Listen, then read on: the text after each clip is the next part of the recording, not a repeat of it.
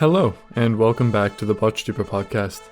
In this episode, we are joined by Judith Eiblmayr, a distinguished Austrian architect and insightful writer on the history and evolution of architecture. Our conversation highlights the extraordinary life and legacy of Elizabeth Scheu-Close, a trailblazing Austrian-American architect.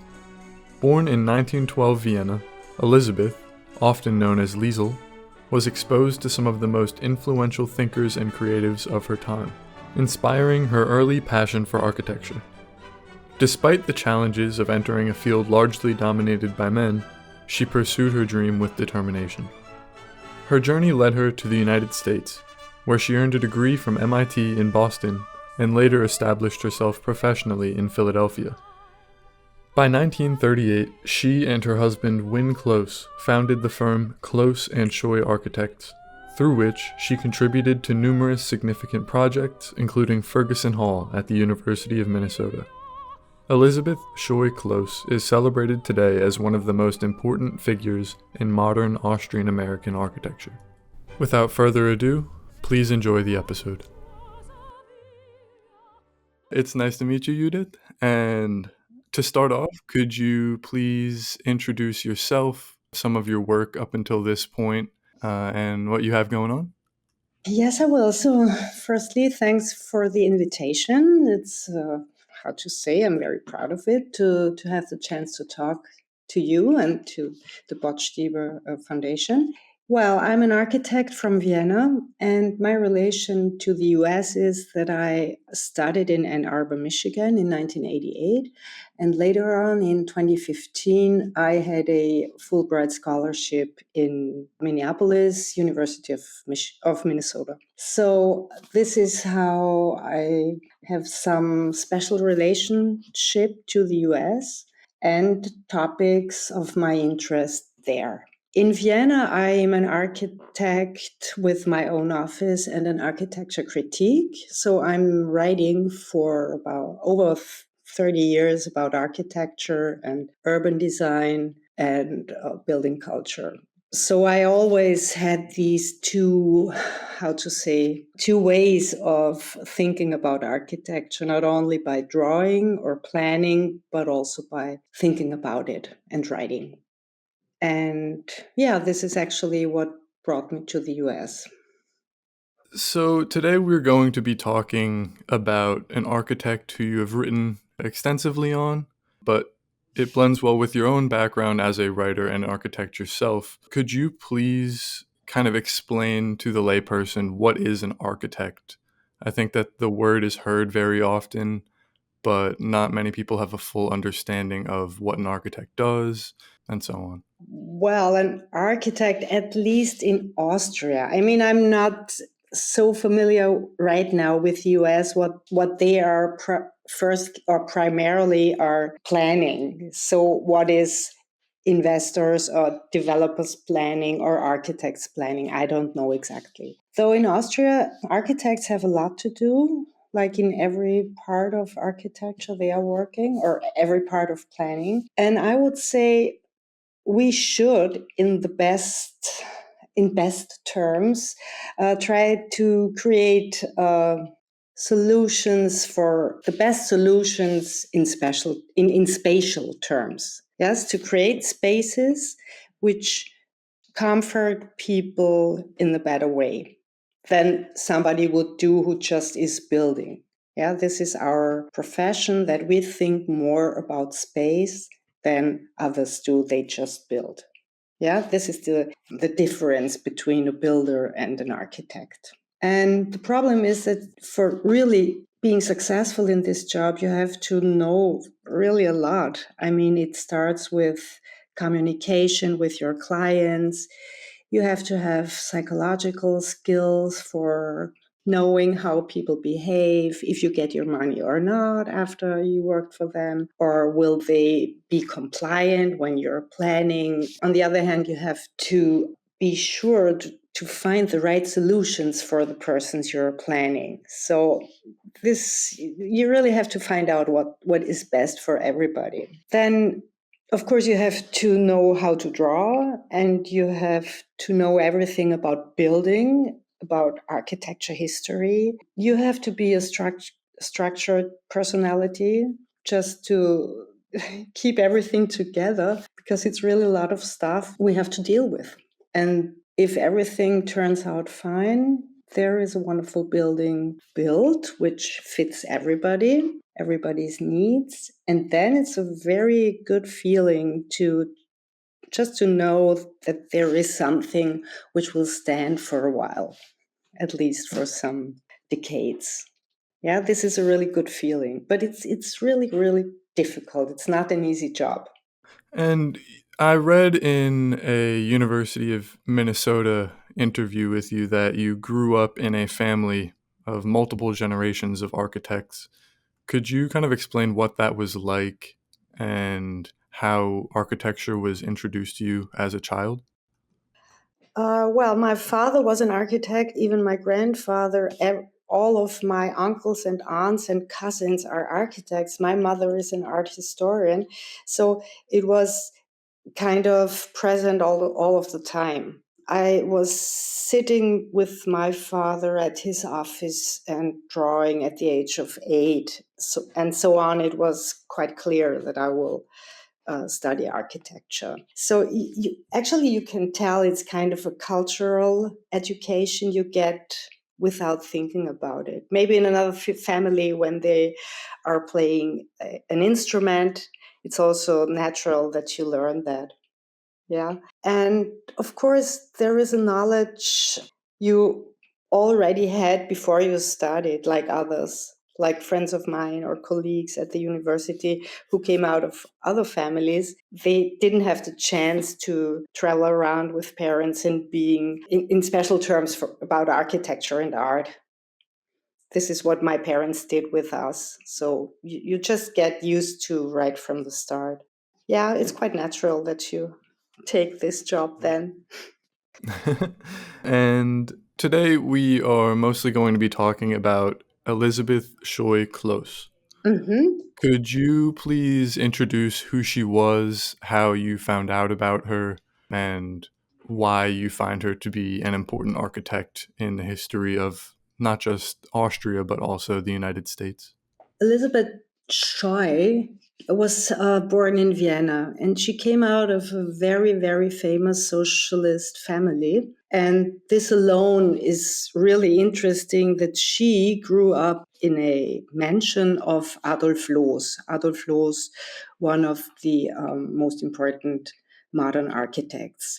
And this house was from 1912 in Hitzing in Vienna, in a wealthy district. And when I heard about it, that this little girl who grows up in a Lowe's house then becomes an architect, and a very important architect in Minnesota, of course, that was kind of sensational because nobody knew about her in Vienna. And when I talked to my colleagues who were specialists in immigrated architects, Jewish architects from Vienna, especially women, they didn't know anything about her. So nobody has heard about it before. And that was quite amazing to me because she is actually the one with the biggest work. Yeah, she has, how to say, most buildings that an emigrated architect has. And this is typical that women just are not mentioned anymore. So that was actually the reason why I wanted to make her known. And firstly, I did that with an article I wrote in the newspaper I'm writing for. And on the other hand, I planned an exhibition since the year 2017 to bring her work to Vienna, which I have to admit I didn't succeed because it's all a question of money and it's not that easy like it used to be. I got to know about her in 2015 when I was in Minneapolis. And it was by accident, actually, because the people I lived in the house with, they were friends with Roger Clemens. He's a landscape architect, and he taught in Ann Arbor. And so they thought it's fun if we come together. He taught there, I studied there, so you have to get to know each other. It was a dinner. And then he would say, yeah, have you heard about Lisl Close? And what was her name? I don't remember her German name. And he was thinking about it. And suddenly he would say, Scheu. And I was really like, you mean Scheu? He knew that there was some connection with Adolf Loos, but he wasn't sure how exactly that was. And I was really like, you mean she grew up in the house of Adolf Loos? It was like a sensation because this is really an iconic house in Vienna of modernity. And so it was really amazing that I've never heard about it. And as soon as I knew, I took my bike, and then all the weeks and months I was there, I was just biking around and trying to find all the houses from which I knew.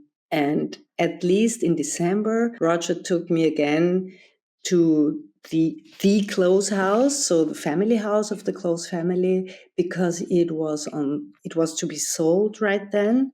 And Bob Close, one of the sons of Lisl and Win Close, was there, and he opened the house, and we could go in, and I could take pictures and so on. That was great. And when I came back to Vienna in 2016, and then I decided with a friend of mine, curator friend, we have to bring her to Vienna, which I always already said that I have to admit I didn't succeed in. But I'm still trying. I didn't realize that you had a chance to meet her son. What was that experience like? Well, afterwards, later on, I met the other son, Roy, but that was the chance to get into this house, because it's not so easy. You just can come to some house and say, oh, I'm so interested in your house. Would you let me in? But at this opportunity, because he himself was selling the house, of course, that was a great chance to get in and take a look around and talk with him about it, about living there. And that was great. Growing up in a home designed by Adolf Loos, there was an exposure for Elizabeth Scheu at the time, being exposed to architecture. What was her childhood like in the early 1900s in Vienna? And how do you think that she eventually made the decision to become an architect? She was shaped in two directions, I would say. The one thing was the house itself and its architecture. So if you grow up in real great architecture, of course, you get used to and you get a sense for it and you get interested in. So this is like sucked up from being a baby. You get all this information about good architecture. You live in it and with it. The other thing was that this house was a meeting place for political and intellectual, mostly or big part of it, Jewish people in Vienna who really shaped society, who also was important for this little girl. She knew there come people around all the time, international, from all parts over the world, to meet her parents, because they were important members of the Social Democratic Party in Vienna. Her father was a politician and a lawyer, and very into the Red Vienna, if you know about that. So they really tried to do their best to gather progressive people around. And Lisl, of course, was in this house always. So she got all these connections. Of course, she knew that this is important stuff. And it was all about social development of society, if that's a correct term. I don't know. Yeah, you know what I mean? I mean, it Yeah, was I very get what you mean. social democratic and very uh, left politics in a very good sense, like housing for everybody and all that stuff. And her parents had acquaintances from all over the world. And she grew up bilingual. That means she was taught English right from her birth, actually. She had a maid who spoke English. So she was used to speak English when she was a kid. So everything was internationally grounded. And that happened literally in this house. Yeah, it was a Wiener Salon where people met, important people. and not conservative. The progressive Viennese society was meeting there. And you know probably about the guest book. There is a guest book, and there are names in. You wouldn't believe it. I mean, it's a whole chapter in my book just about this guest book because it's so great, and it's Vienna, which didn't exist anymore in the 30s. Yeah, that was over then because Jewish people and social democrats were chased away and murdered. So this is really something special in political terms. And of course, she knew about that. I would love to read that guest book. Yeah, you will. If you It's a really interesting upbringing, not just being in the house of Adolf Loos, but being exposed to, I mean, her own parents who were visionaries in a way, progressive thinkers that wanted to affect the world around them, but the number of inspirational people and stories that came through the house as well. yes. Is the guest book the primary way that we still know who would have come, or are there other ways that you've been able to piece the story together of who came and what they talked about? Well, there is a book about her mother, Helene Scheu-Ries, who was a journalist and a writer and a translator from English into German. So she wrote a lot, and so there is a book about her, and partly the story is told in this little book. Yeah, so I didn't have to start, or of course we will talk about Jane Hession's book. She was the first to write about Lisl, but we didn't have to start from zero.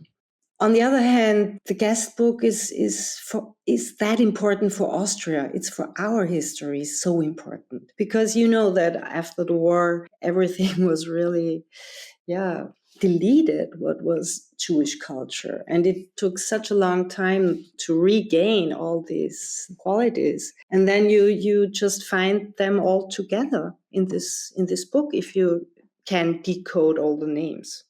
And well, and then you have to do the research about all the persons and how they are related or the networks they had, like Quakers and women's, the feminist societies, and so on. So all what was important and on the progressive side was there.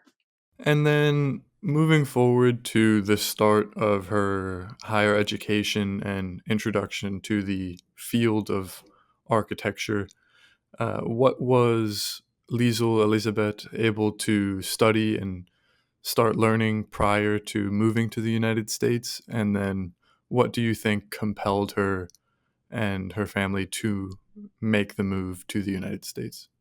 Firstly, she really wanted to become an architect.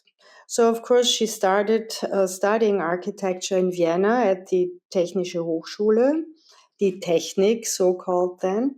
And she found out pretty soon that it's sexistic. She didn't feel well as a woman, as a young woman there, and it was reactionary already. There were already Nazis, and so it was not a good place to go. That's what she felt, and also the professors were, very old-fashioned.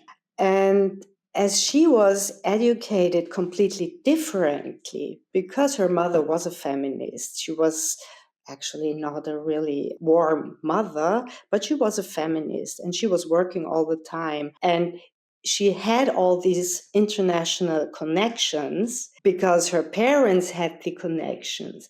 So she could really decide, well, it's not a right place here, I go away. And she had the opportunity because of her parents. And there was Edward Filene, a really kind of rich uncle from America, which was a friend of her father and her mother. And he just, I would say, checked it that she could go to MIT. He also encouraged her, as far as I know. And if not so, it wouldn't have been possible for an Austrian young girl to go to MIT in the 1930s.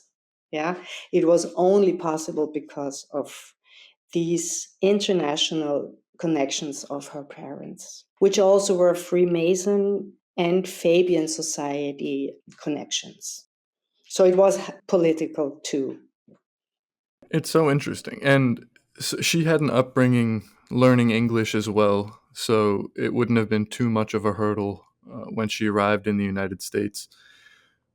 Is there anything that we know about what she thought or what her experiences were early on at MIT, and how unusual was it at the time for a female to be studying architecture at the school? Was she the first? Were there other examples that maybe she could lean on, or was it really truly groundbreaking at the time?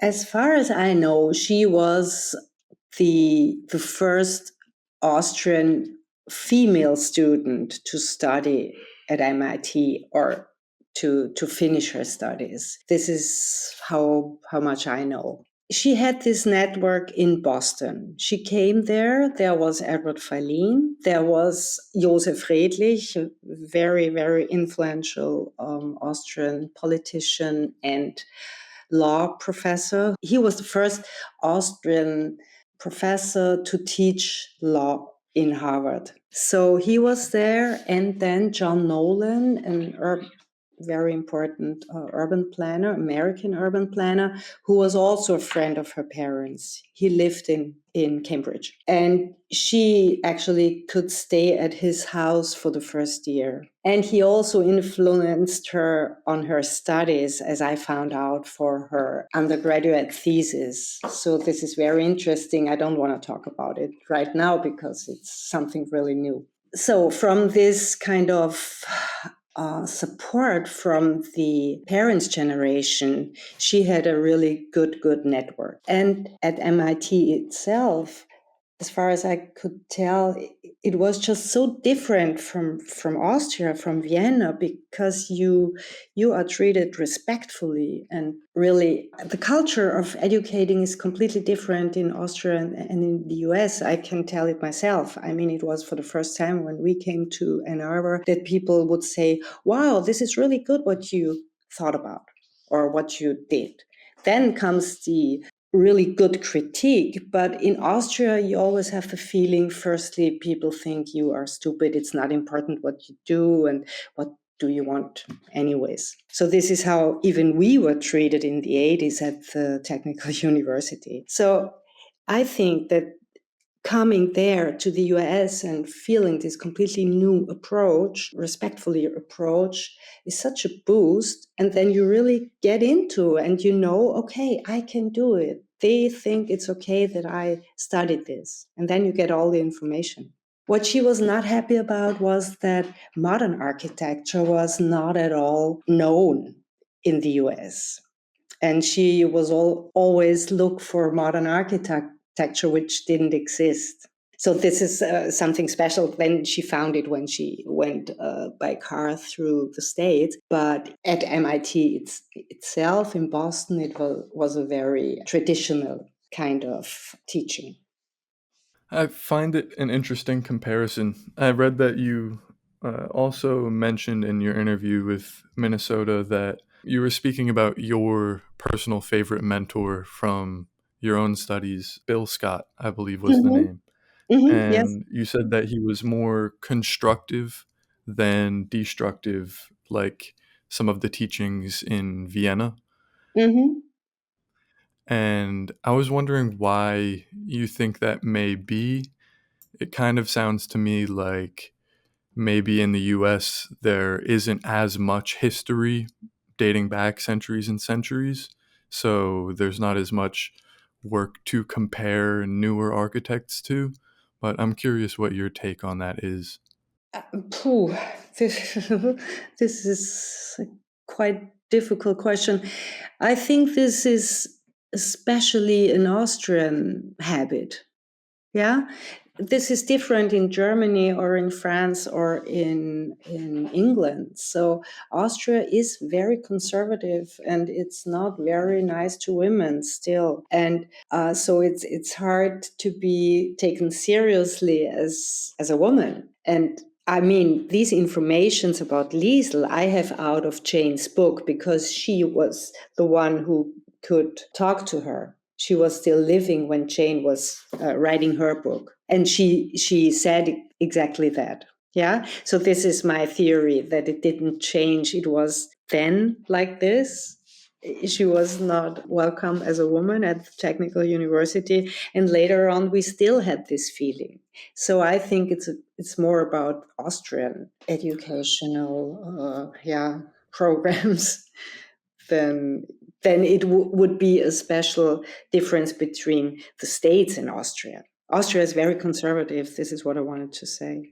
And going back to kind of the trajectory of Liesl's career, after she graduates from university, where does she first find a position, and what is her early professional journey like? She really wanted to do social housing because this is what she was taught by her father, who was a politician in Vienna and tried to force this. Or he was really involved in this whole social housing thing in Vienna. And that was not easy in the States in the 1930s. So she was happy to find a job in Philadelphia at the office of Stonorov, who was planning social housing. And that was actually the reason why she went there. And also because he was brave enough to take a woman in his office because others wouldn't do that because she could disturb the male employees. So she was really, really focused on architecture in a social sense. And she tried to find the way to make that possible, that she can plan for social reasons. And it was not easy to find a job anyways at that times. And how would you describe her architectural style? How did she go about the work? And were there any changes throughout the course of her career with what she was designing? I would say in the beginning, it was really, really obvious. You can tell that she comes from Vienna. There is a stark influence of a kind of Josef Frank style. If you're familiar with that name, he was actually one of the most important modern architects who had to flee to Sweden. And I mean, it's hard to tell. Later on, she got more involved in the suburban thing. So they planned such a lot of houses and they should fit to the clients.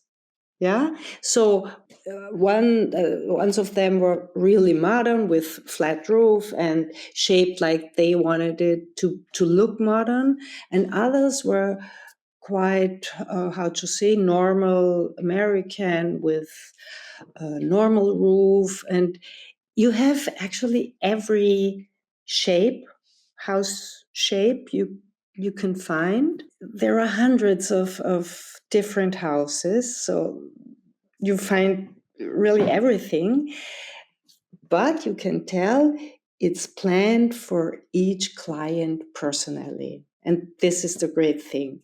And if one of them would say, I want my house to have a roof, a real roof, gable roof, then they made it. But of course, not in a tacky way, but it was not like we have to have a flat roof. Yeah, you know what I mean? So this is also, to me, modern to think about what the clients want and how they feel comfortable later on in their house. Yeah, also in terms of style of the house, not only in function. And then how do Elizabeth and Win Close, meet originally? They later have a relationship. So how do they meet, and then what brings them to Minnesota? They met at MIT in the master class of architecture. Win was older. He came from Minnesota. He had worked as an architect before. Then he got the chance, or I think he got a grant to finish his studies at MIT. And so they shared the class. Elizabeth was the only woman. He was a good-looking guy. And so they came together actually after studies. And Winston was from Minnesota. So sometimes he called her later, you know what, there is a job for you in Minneapolis. Don't you want to come? And then she left Sonorov in Philadelphia and moved to Minnesota. And then they opened their own office for modern architecture in the year of 1938, which is, again, from the Austrian perspective, more than amazing. And then they got married. And then they stayed a successful couple, must say, for the rest of their lives. So this is also actually a great love story, I would say. Gar Hargens, who overtook the office later, the Close Associates office, he would tell me lately when I was in Minneapolis in September, he would say, well, they were just a very good-looking, very smart couple. And that was also very appealing for clients. So this was also a reason why these clients they had in Minneapolis, because there were so many young professors who came to the university and they had the chance to build houses. And of course, that was a good thing to do, or they felt good about it, to let their house plan from these young architects and not from an old guy, kind of what you think that an architect has to be. Like Louis Kahn said before, it was architecture is an old man's profession, and it brought just fresh air into it. Yeah, as this young couple. And of course, they were very talented and did good work. Architecture may have been an old man's profession until Lisl arrived, but she mentioned that she did not want to be viewed as a female architect, but instead an architect who just happened to be female. How do you balance that sentiment with also looking at how trailblazing she truly was to be a woman in the field at the time, and her legacy in that regard? She was trailblazing. On the other hand, it is normal for this generation that they are not feminists in the way, of course, it's great that I, as a woman, succeeded. They just didn't say that. Yeah. They tried more to, being modest in a way. So, like, if it wouldn't have been something special, but of course it was something special. And Lisl's advantage was, of course, that she had a husband and that she was working with a husband all of her life. If she would have been alone as an architect, even in the US, I bet that it wouldn't have worked out that way. It is easier if you have a man aside. And on the other hand, of course, we all try our best. And of course, everybody wants to be seen when you're a woman. Yeah, from my position, everybody wants to be seen just as good in your job. But we all know it's just not true. It makes a difference if you're a woman or a man. I also had this impression when I was interviewing architects in Vienna from this generation. They would say exactly the same. They were not aware of how special it was because they succeeded. So, but how many other women did not succeed? This is not what they were thinking about. And I mean, what also is known, she didn't take care herself of her 3 children. They had a nanny all the time. So she did not have to care about household or education or cooking at night or something like that. So actually, I mean, she's right. She was able to live a male architect's life. Yeah, with her husband who appreciated that. That's also, thanks to Win that he was giving her the chance just to do so. An Austrian husband would say, you have to stay at home with the kids. As you have studied and learned more about Lisl, do you draw any personal connections with her yourself, having been exposed to architecture from a very early age, spending time between the United States and Austria? How do you personally connect with Lisl? I think I connected quite a lot because there is a similar way of thinking. As more as I know about her, the more I get identified with it. Yeah, you know what I mean? I mean, I have not so many, I didn't build so many houses like she did. I also didn't have the opportunity to get so many jobs. But the way of thinking and the way of politically thinking and just to know about structural life and how to give people structure in life with a house or a new apartment or whatever, this is quite similar. And I'm also a political person, and so I really like her way how she did it. And I like her architecture, of course. Even if it's modest. You know what? This is what I like maybe most about her architecture, and where you still can feel this Viennese style. It's modest. It's not showing off. Yeah, it's really the best you can put on this lot, and that's great. And she was really aware, or she wanted to make it possible for people to build, even if they don't have very much money. That was right from the beginning. The first house had to be very cheap because the clients didn't have the money. So I can identify with that a lot. We have the same problems here. Continuing from that sentiment, what things do you think are most inspirational from her story, or what are the takeaways that someone can learn from studying her and her life? And then another question on the end of that. Unfortunately, you did not have the chance to talk to her before she passed away. If you could, are there any questions or things that you would love to ask that are yet unanswered?